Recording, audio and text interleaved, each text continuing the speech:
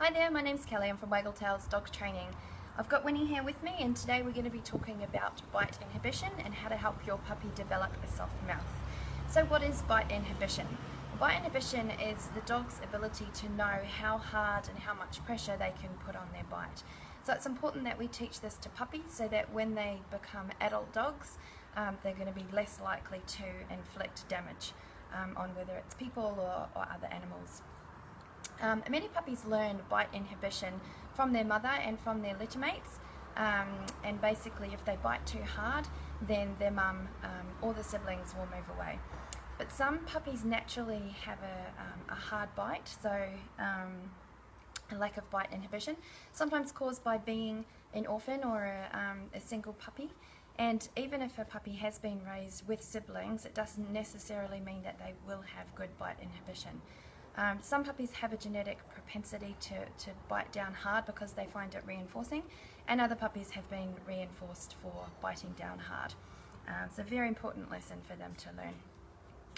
So what don't we do when our puppy bites? So the things that we don't want to do are use physical force or physical punishment, or even verbal punishment for that matter, to suppress the behaviour of biting. So that includes things like holding the puppy's mouth down, pushing the puppy onto the floor, biting the puppy. None of those things are going to work because all it does is suppress the behaviour, and then it can make the behaviour worse.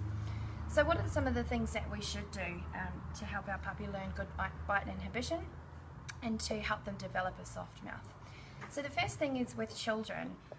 You want to make sure that the puppy doesn't get reinforced for biting children. Sometimes children will sort of, yell and scream and run away, which the puppy thinks it's a game, which it acts as a reinforcer. So if you have children, make sure that you're supervising them and make sure that everything's nice and calm. The next thing is that when your puppy does bite, then you need to give your puppy feedback. So you need to say, ouch, not in a high-pitched squealy voice, but in a nice calm way. Then you need to remove the attention from your puppy. So if the puppy's biting your hands, remove your hands away for 4 or 5 seconds. If the puppy stops, then you can go back to playing with the puppy. If the puppy continues, then you need to remove yourself from the situation and put yourself behind a baby gate. You need to repeat this process a number of times, and the puppy will learn how hard they can bite.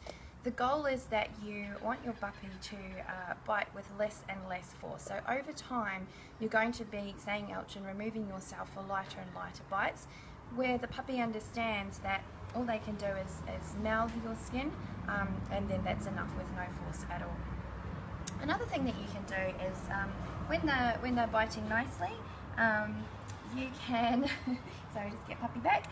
When they're biting nicely, you can reinforce them with verbal praise, just to let them know that they're on the right track. Another thing that you can do, is use a toy to redirect. So if your puppy does bite, then especially ankles and things that move, then you can use a toy like this. This is a nice one with dangly bits on it, and the puppy's going to be a lot more likely to chase that than chase hands or the edge of pants or anything that's moving.